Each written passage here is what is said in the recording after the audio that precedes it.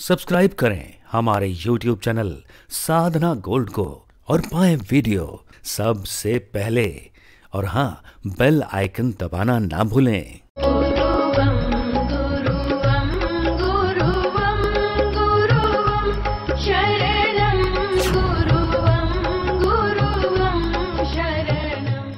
नमस्कार दर्शकों, बहुत बहुत स्वागत है आप सभी का हमारे विशेष कार्यक्रम दिशाधाम में। मैं हूं आपके साथ निशा।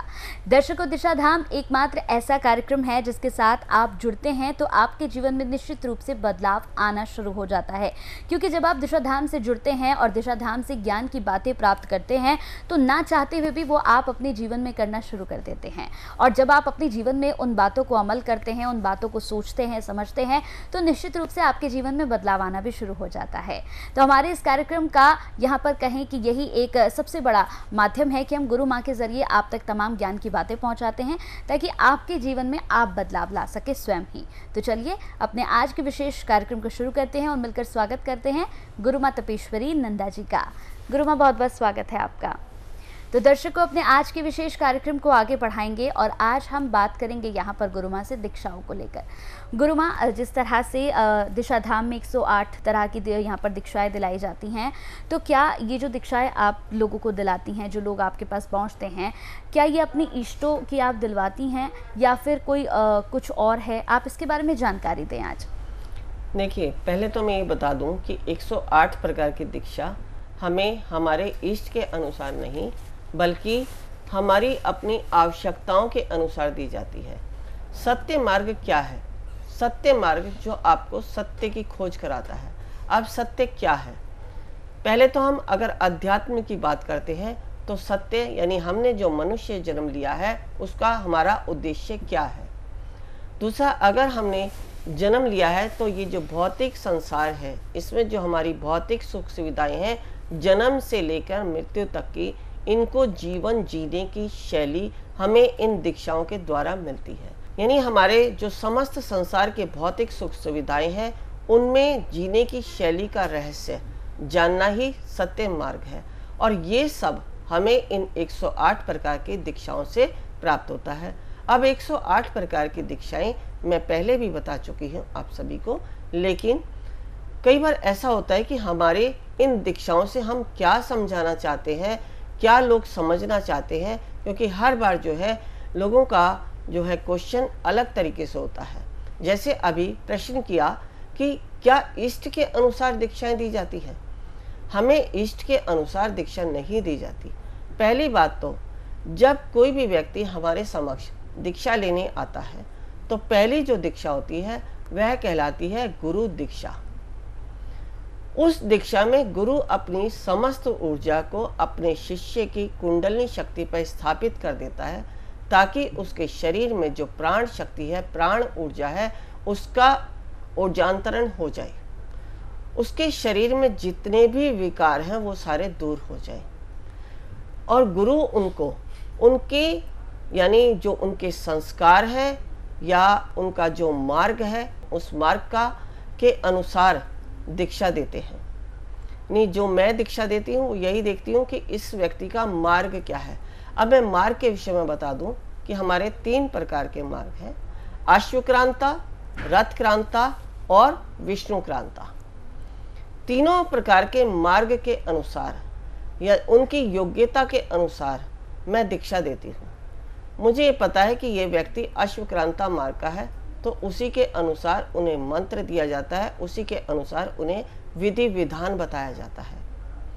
अगर विष्णु क्रांता का मार्ग है यानी विष्णु का मार्ग, तो विष्णु के मार्ग पर चलने के लिए किस प्रकार की उन्हें दीक्षा देनी है, किस प्रकार से उन्हें मंत्र जप करना है और किस प्रकार की क्रिया करनी है, किस प्रकार से उनको माला का इस्तेमाल करना है, यानी समस्त जितनी भी दीक्षाएं हैं सभी में विधि विधान अलग अलग है और दीक्षा देने का तरीका भी अलग होता है। अपने शिष्य की मार्ग का चयन करते हुए उसी के अनुसार दीक्षा देते हैं और मैं अपने गुरुदेव के द्वारा जो कुछ भी मैंने सीखा है उन्हीं का अनुसरण करते हुए, उन्हीं के मार्ग पर चलते हुए, उन्हीं के द्वारा दिए गए ज्ञान से, उन्हीं के द्वारा प्राप्त की गई ऊर्जा से, उन्हीं के द्वारा दी गई समस्त दीक्षाओं के द्वारा समस्त अपने शिष्यों को जानकर उसी के अनुसार उन्हें दीक्षा देती हूँ। तो ये तो हुई पहली दीक्षा।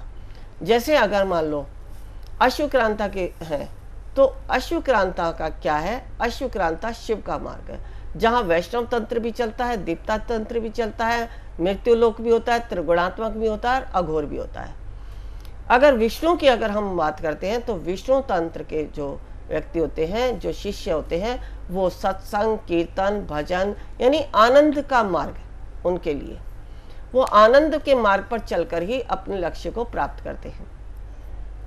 ब्रह्मा की मैंने बताई जो ध्यान की अवस्था, बहुत सारे लोग होते हैं जिनको कुछ भी अच्छा नहीं लगता, बस उनको लगता है कि हम ध्यान में बैठे रहें, आंखें बंद करें और अपने अंतर में ही अपने परमात्मा से बातें करते रहें। तो इस प्रकार को के जो शिष्य होते हैं उनको जो है उसी प्रकार की दीक्षा देके ध्यान की समस्त प्रक्रियाओं को सिखाकर उनके मार्ग से उन्हीं का जो मार्गदर्शन करा के उनके लक्ष्य की प्राप्ति होती है। इसके बाद 3 दीक्षाएं होती हैं जो कि ब्रह्मा, विष्णु और महेश की होती हैं। यानी हमारे शरीर में तीनों गुण हैं, सत्व, रज और तम। अगर हम ईड़ा, पिंगला, सुषुम्ना नाड़ी की भी बात करें तो ये भी ब्रह्मा, विष्णु, महेश है। गंगा, यमुना, सरस्वती की भी बात करें तो ये भी हमारे शरीर में जो ईड़ा, पिंगला नाड़ी है, सुषुम्ना नाड़ी है, यही है। इनको हम अनेक नामों से पुकारते हैं, यानी हम कोई भी नाम दे सकते हैं, चाहे गंगा, यमुना, सरस्वती कहें, या हम ब्रह्मा, विष्णु, महेश कहें, या सत्व, रज, तम। यानी तीनों प्रकार की जो ऊर्जाएं हैं जो हमारी तीनों बैलेंस रहनी चाहिए। जैसे प्रयागराज में गंगा, यमुना, सरस्वती तीनों नदियां हैं, वहाँ सरस्वती जो है लुप्त रहती है, उसी प्रकार हमारे शरीर में भी जो सुषुम्ना नाड़ी है वह सरस्वती कहलाती है और वह ईड़ा और पिंगला में छिपी रहती है, जो कि हमें दिखाई नहीं देती। जब हमारी प्राण ऊर्जा ऊपर की तरफ ऊर्जान्वित होती है, ऊर्ध्वगामी होती है, ये गुरु की दीक्षा के द्वारा, तभी हमारी ये ईड़ा, पिंगला नाड़ियाँ खुलती हैं और जब इनका मंथन होता है तो सुषुम्ना नाड़ी से जो ऊर्जा उठती है वह डिवाइन में जाके कनेक्ट हो जाती है, जो हमें ब्रह्म ज्ञान की प्राप्ति कराती है। इस प्रकार जो तीनों प्रकार की दीक्षाएं जो ब्रह्मा, विष्णु, महेश यानी सत्व, रज और तम, हमें तीनों को बैलेंस करने के लिए जो दीक्षाएं दी जाती हैं वो इन त्रिदेवों की होती हैं। हमारे शरीर में अगर एक भी गुण ज़्यादा या कम है तो हमारा जो शरीर का संतुलन है वो सही प्रकार से नहीं चल पाएगा। यदि आपके अंदर तम गुण ज़्यादा है तो आप राक्षसी प्रवृत्ति के हो जाएंगे, आप कुसंगतियों की तरफ चले जाएंगे। अगर आपके पास राजसी गुण ज़्यादा है, रज गुण ज़्यादा है, तो आप भोग विलास और इस तरफ जाएंगे। और अगर आपके पास सत्व गुण है तो आप ज़्यादा आध्यात्मिकता की तरफ जाके अंदर से ही नीरस होते चले जाते हैं, यानी अपने आप में ही अकेलापन महसूस करते हैं। आप सोचते हैं कि आपको लगता है कि सारा संसार आपसे छूट गया और आप अकेले ही हैं। लेकिन अगर हम इन तीनों गुणों को बराबर चलाते हैं, सत्व, रज और तम, तो हमारा जीवन बहुत ही सुख में जाता है। जैसे ज़्यादा नकारात्मकता या ज़्यादा सकारात्मकता दोनों ही हमें नुकसान देती है। इसी प्रकार हमारे अगर ये तीनों गुण में किसी भी गुण की अधिकता होगी तो हमारा जीवन शैली और हमारे शरीर की शैली जो है व्यवस्थित नहीं रहेगी। इसलिए हमें तीनों प्रकार की दीक्षा लेके इसको संतुलित किया जाता है। हमें तीनों मार्ग पर बराबर चलना है, तीनों की ऊर्जाओं का उससे ऊर्जान्वित होके हमें समस्त कार्यों की पूर्ति करनी है।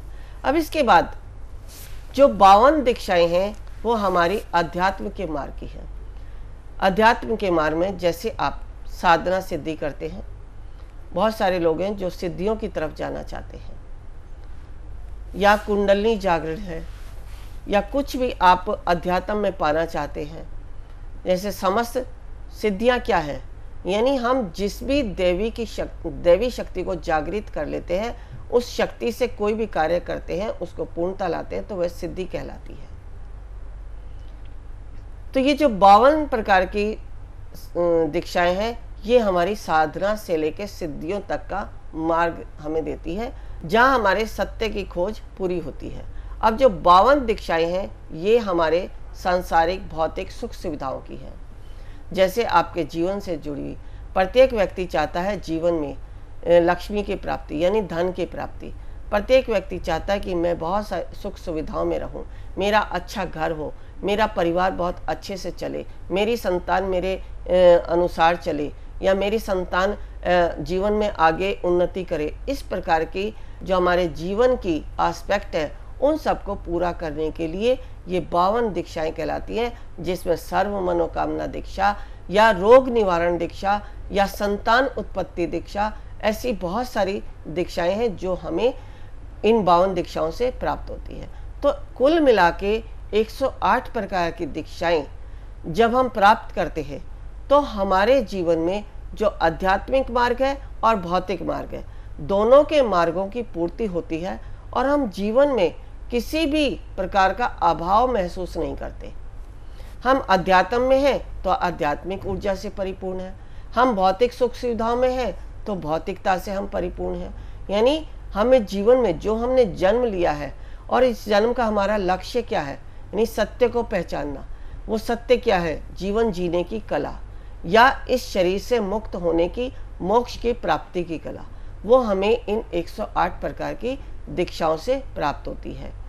अब कुछ लोग ये कहते हैं कि माता जी मैं जो है आपसे सिद्धियां लेना चाहती हूँ, लेकिन मैंने जो है अभी तक कुछ दीक्षा नहीं ली है, मैंने कोई गुरु भी नहीं बनाया है।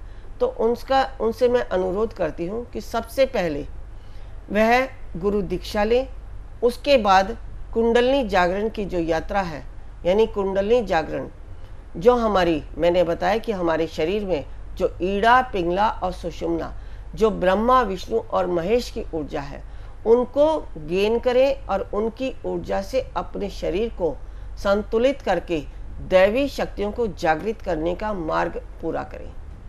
जब आप इस मार्ग पर चलते हैं कुंडलिनी जागरण की यात्रा पर, और आपका जब कुंडलिनी जागरण हो जाता है, मैंने बहुत सारे देखे हैं कि बहुत सारे व्यक्ति क्या करते हैं, गुरु के पास जाते हैं और दीक्षा ले लेते हैं, वो उसी मंत्र को जपते रहते हैं और उसी मंत्र से उनका जीवन चलता रहता है।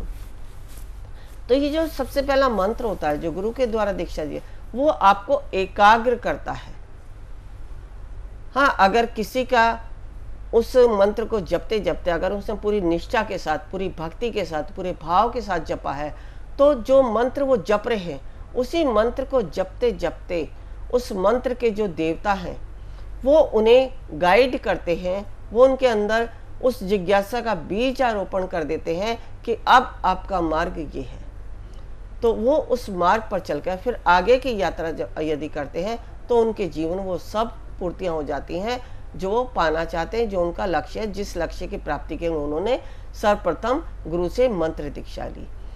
तो इस प्रकार हम दीक्षाओं के द्वारा अपने जीवन में जो भी कुछ हमारे घट रहा है उन सबको हम प्राप्त कर सकते हैं, उन सब के लिए हम शक्ति अर्जित कर सकते हैं, उन सब के लिए हम अपने जीवन में, जैसे अगर हम बात करते हैं कि अगर हमें कुछ साधनाएं करनी पड़ जाए तो हमें घंटों घंटों भी बैठना है, तो वो शक्ति हमें कहाँ से मिलती है? गुरु की ऊर्जा से, जो हमें पहली दीक्षा से हुई है। जो लोग गुरु से दीक्षा नहीं लिए हैं और फिर भी ध्यान में बैठते हैं तो उनका ध्यान कभी लगता ही नहीं है। बहुत सारे लोग कहते हैं कि हम ध्यान तो करते हैं लेकिन हमारा ध्यान ही नहीं लगता, थोड़े समय के बाद हमारे अंदर विचार बहुत आने लगते हैं, या हमारे जो है शरीर में दर्द होने लगता है, कभी पैर सुन हो जाते हैं, कभी बहुत सारे लोग बताते हैं कि हमारे जो है आँखों के पास, हमारे जो यहाँ ये जो स्थान होता है, या कानों में भारीपन आ जाता है, या कंधों पे भारीपन आ जाता है। तो उसका कारण यही है कि उन्होंने गुरु की दीक्षा नहीं ली और अपने आप ही मन चाहा जो है ध्यान करते हैं। अब जो मन चाहा ध्यान करते हैं उन्हें पता नहीं होता, जैसे उनकी प्राण ऊर्जा ऊपर की तरफ जाती है तो वह गलत डायरेक्शन में भी जा सकती है, या पूर्ण रूप से उनके शरीर में उसका विकास नहीं हो रहा है, तो भी उनके शरीर में इस प्रकार की दिक्कतें हो जाती हैं।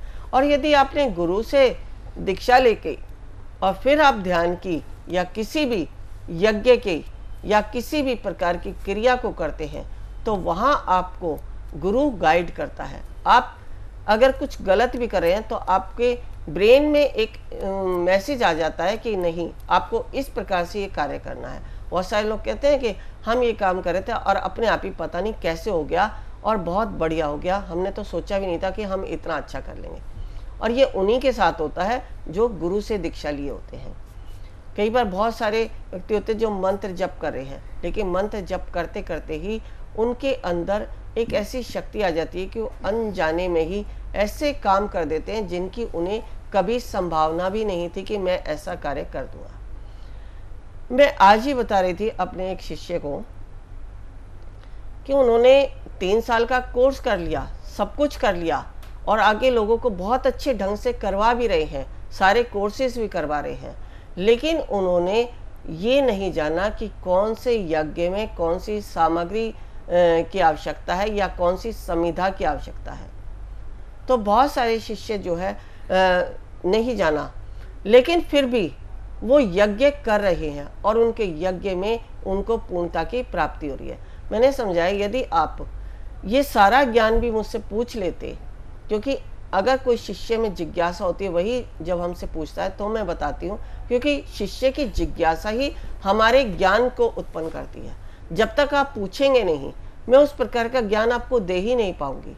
तो जब आप पूछेंगे तभी जैसा भी आपका प्रश्न होगा, जो भी कोई आपकी जिज्ञासा होगी, यदि आप करेंगे तो मैं अवश्य आपको उसमें मार्गदर्शन करूंगी, क्योंकि मैं भी खुद नहीं कुछ करती, मैं सिर्फ कर्म करती हूँ। कर्ता मेरे परमात्मा है या गुरु है, मैं उनका नाम लेके करती हूँ और उसी के द्वारा आप सभी को समस्त जो आप ज्ञान प्राप्त कर रहे हैं वो मिलता है।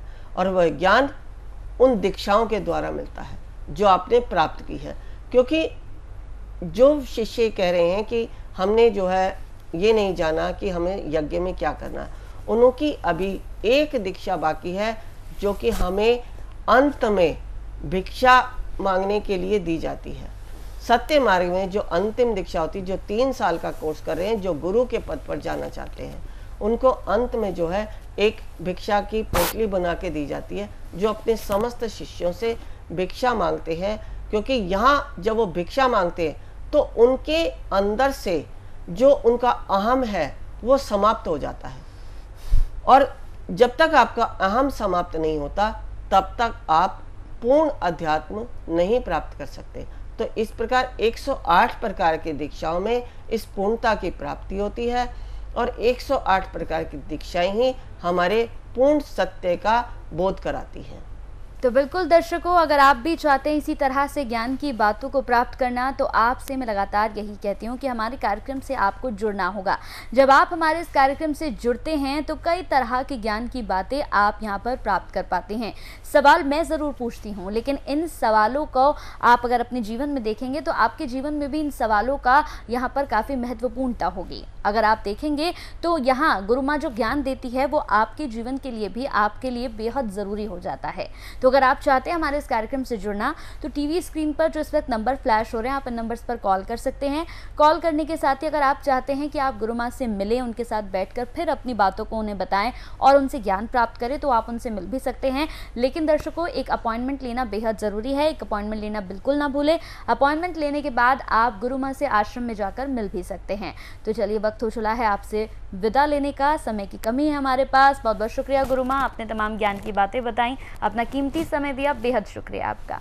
नमस्कार। ऋषिकेश में जो हम शिविर कराने जा रहे हैं, हमारा उद्देश्य कुंडलिनी जागरण।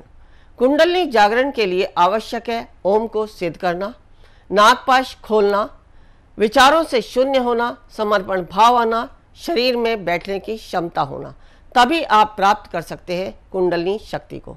यदि आप भी चाहते हैं कुंडलिनी शक्ति को पाना, तो अवश्य आए हमारे इस शिविर में। गुरु माँ तपेश्वरी जी बढ़ाए एक कदम अध्यात्म की ओर और पाएं स्वस्थ शरीर, संपन्नता व एकाग्रता। गुरु माँ के द्वारा 108 प्रकार की दीक्षाएं प्रदान की जाती हैं, जिन्हें लेकर आप अपने जीवन को सुखों से भर सकते हैं। आप गुरु माँ से ध्यान व उपचार पद्धतियाँ सीख सकते हैं, जैसे मुद्रा विज्ञान, साधना से सिद्धियों की ओर, तत्व ज्ञान, लामा फेरा, तनाव, डिप्रेशन, पागलपन, नजर दोष, टोने टोटके में अत्यंत प्रभावी, योग माया, रोगी को रोग मुक्त करना, हुंकार विद हलीम बौद्धिक, विकास एवं लक्ष्य प्राप्ति हेतु, टिंटी सर्कल एकाग्रता बढ़ाने के लिए। हमारा पता है गुरु माँ Tapeshwari ji Ashram, Disha Dham, near Delhi Singhu border, pin code 131028।